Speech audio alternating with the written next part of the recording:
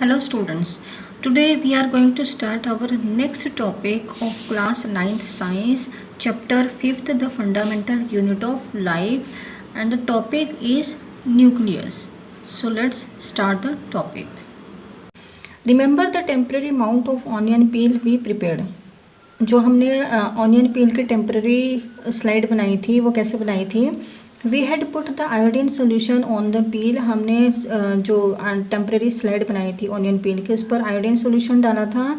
क्यों डाला था वो? What would we see if we tried observing the peel without putting the iodine solution. अगर हम विदाउट आयोडीन सोल्यूशन के स्लाइड को ऑब्जर्व करेंगे तो हमें कैसे दिखाई देगी।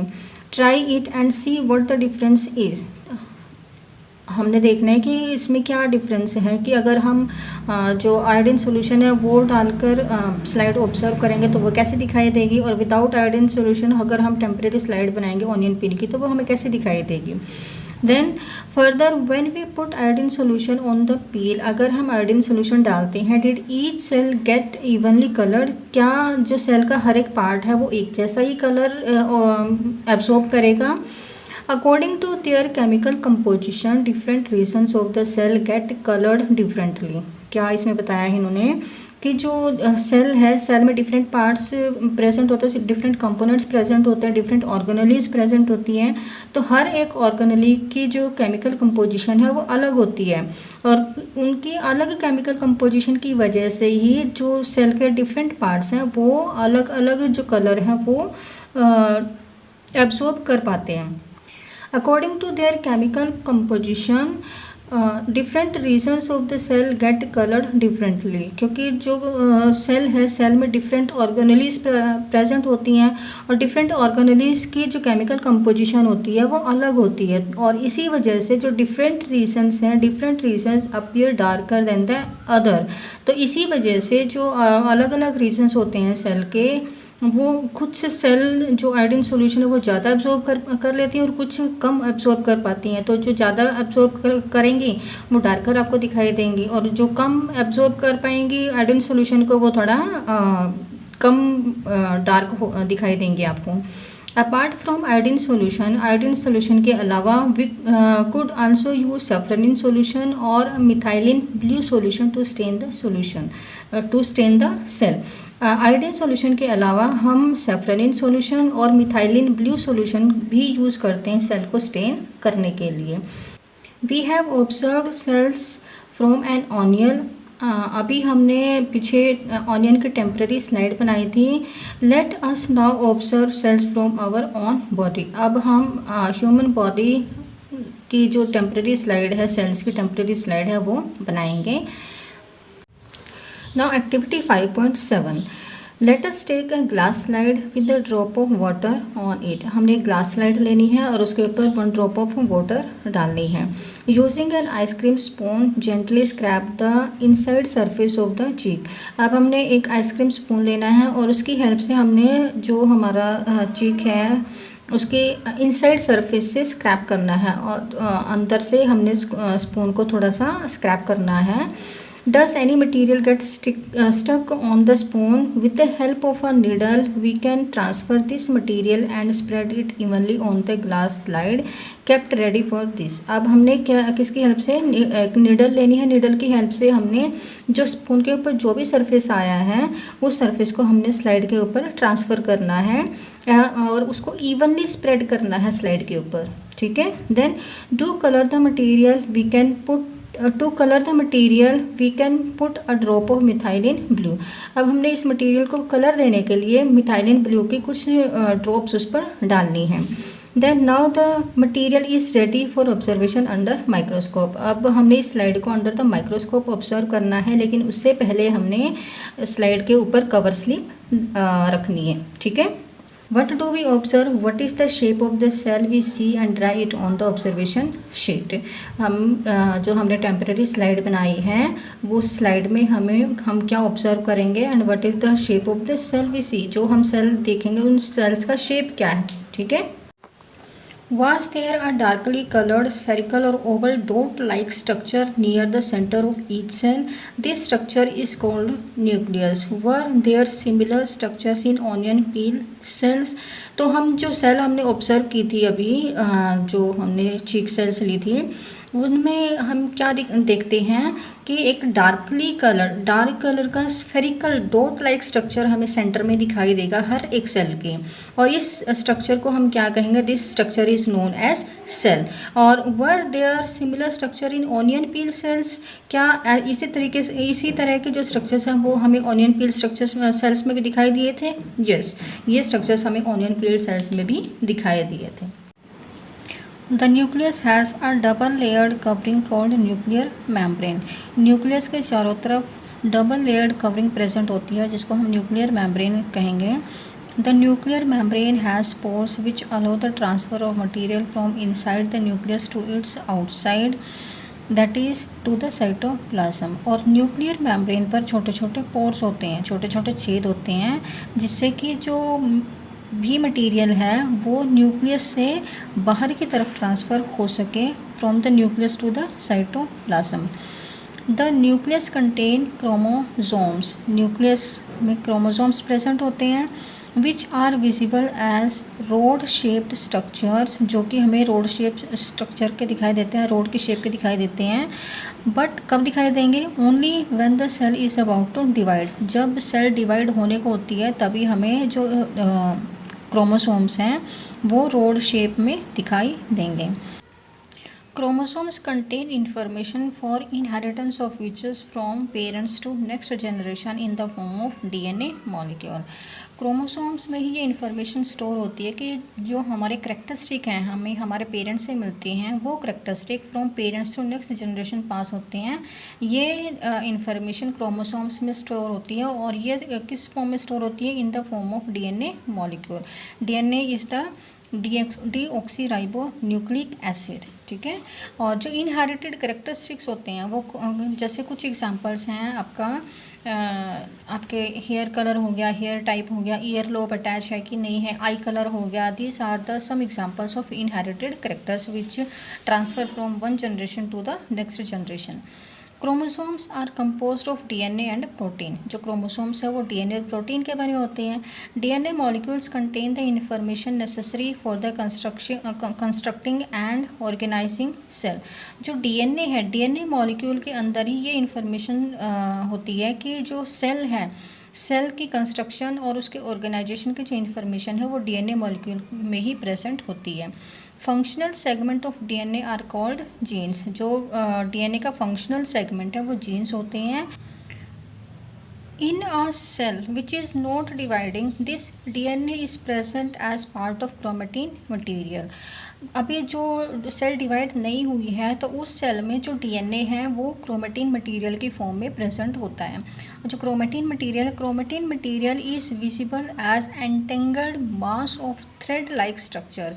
जो क्रोमेटिन मटेरियल है वो हमें थ्रेड लाइक स्ट्रक्चर की फॉर्म में दिखाई देगा, जो कि एंटेंगल्ड है, मीन्स वो उलझा हुआ सा अपने आप पर ही लिपटा हुआ स्ट्रक्चर की फॉर्म में क्रोमेटिन हमें दिखाई देगा। Chromatin material is visible as entangled mass of thread like structure. जो क्रोमेटिन मटेरियल है वो हमें कैसा दिखाई देगा? थ्रेड लाइक स्ट्रक्चर की फॉर्म में दिखाई देगा। और एंटेंगल्ड मास मीन्स जो थ्रेड है वो अपने आप में ही उलझा हुआ होता है, उस फॉर्म में हमें क्रोमेटिन मटेरियल दिखाई देगा।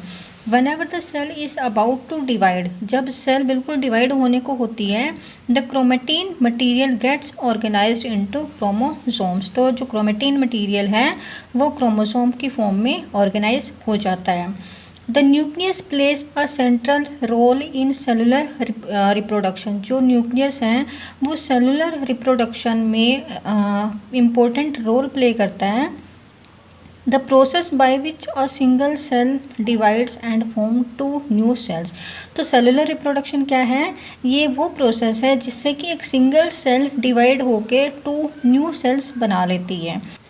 It also place a crucial part, एक इसका और भी फंक्शन होता है अलॉन्ग विद द इन्वायरमेंट के साथ, in determining the way the cell will develop, कि ये पता लगाता है कि सेल कैसे डेवलप होगी and what form it will exhibit at maturity, और जब सेल मैच्योर होगी तो वो कौन सी सेल की फॉर्म में मैच्योर होगी।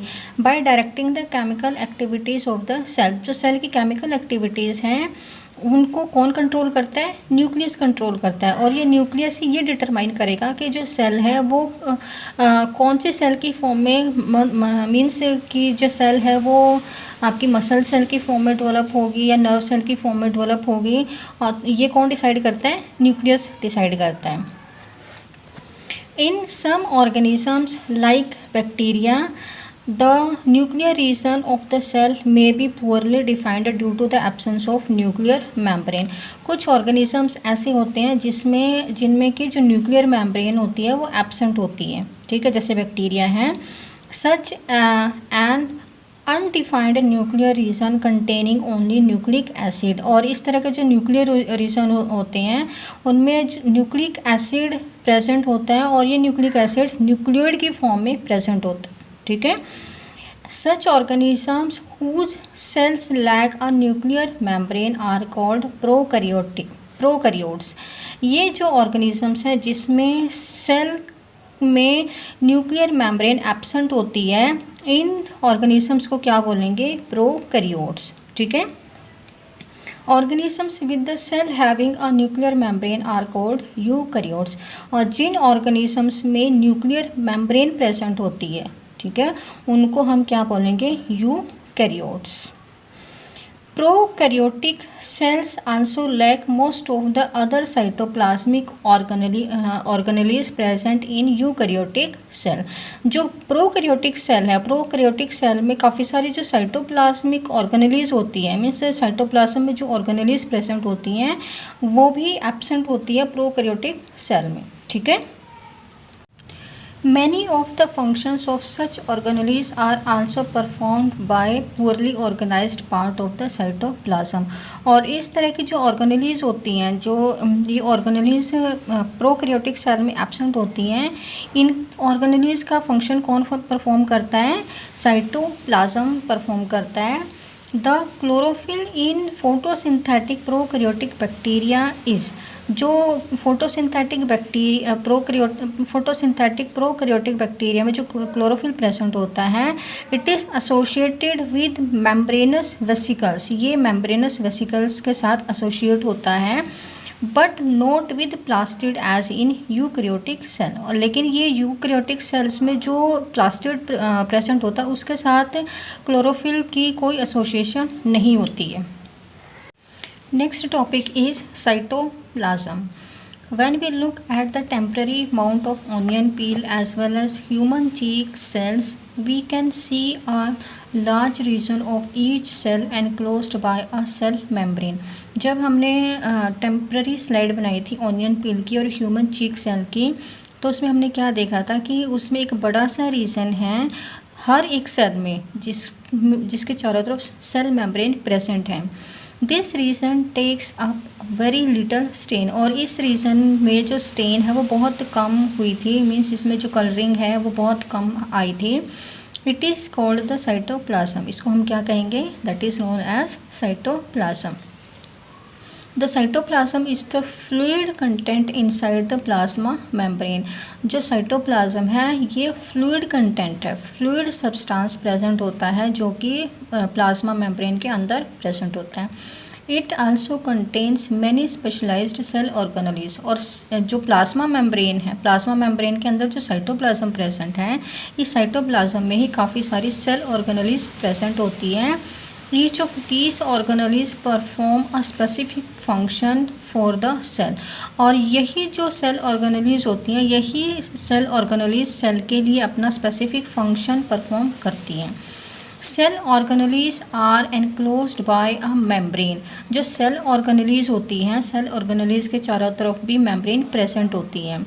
इन prokaryotes, beside the absence of the defined nuclear region, prokaryotic cells में जो न्यूक्लियर रीजन है ये एब्सेंट होता है। The membrane bound cell organelles are also absent, तो इन जो प्रोकैरियोटिक सेल्स हैं उसमें मेम्ब्रेन बाउंड सेल ऑर्गेनेलीज भी एब्सेंट होती है, मीन्स सेल ऑर्गेनेलीज के चारों तरफ मेम्ब्रेन एब्सेंट होती है। On the other hand, the eukaryotic cells have nuclear membrane। लेकिन जो यूकैरियोटिक सेल्स होती हैं, यूकैरियोटिक सेल्स में न्यूक्लियर मेम्ब्रेन भी प्रेजेंट होते हैं, मीन्स न्यूक्लियर के चारों तरफ मेम्ब्रेन प्रेजेंट होती है, as well as membrane bound organelles. और साथ के साथ जो ऑर्गेनेलीज होती है उनके चारों तरफ भी मेम्ब्रेन प्रेजेंट होती है।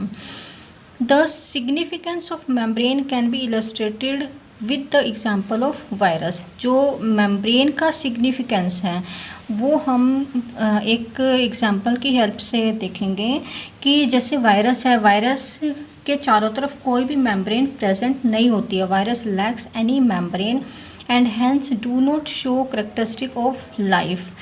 जो वायरस होता है, वायरस में कोई भी मेम्ब्रेन नहीं होती है एंड हैंस डू नॉट, तो इसके अंदर कोई भी जो लाइफ का कोई भी करेक्टरिस्टिक है वो हमें नहीं दिखाई देता है। कब तक नहीं दिखाई देगा? जब तक कि वो किसी लिविंग ऑर्गेनिज्म में एंटर नहीं कर जाता है, ठीक है, until they enter a living body and use its cell machinery to multiply. जैसे ही वायरस किसी लिविंग बॉडी में एंटर करेगा तभी वो अपनी जो सेल्स हैं उसकी सेल्स डिवाइड होनी स्टार्ट हो जाती हैं, ठीक है। तो जो सेल मेम्ब्रेन है, सेल मेम्ब्रेन का अच्छा सा एग्जांपल क्या है? वायरस है। वायरस की अपनी वायरस जब तक किसी लिविंग बॉडी में एंटर नहीं करेगा वो कोई भी लाइफ के करेक्टरिस्टिक है वो शो नहीं करता, लेकिन जैसे ही वो किसी लिविंग बॉडी में एंटर करेगा उसकी सेल्स अपने आप डिवाइड होनी स्टार्ट हो जाती हैं, ठीक है।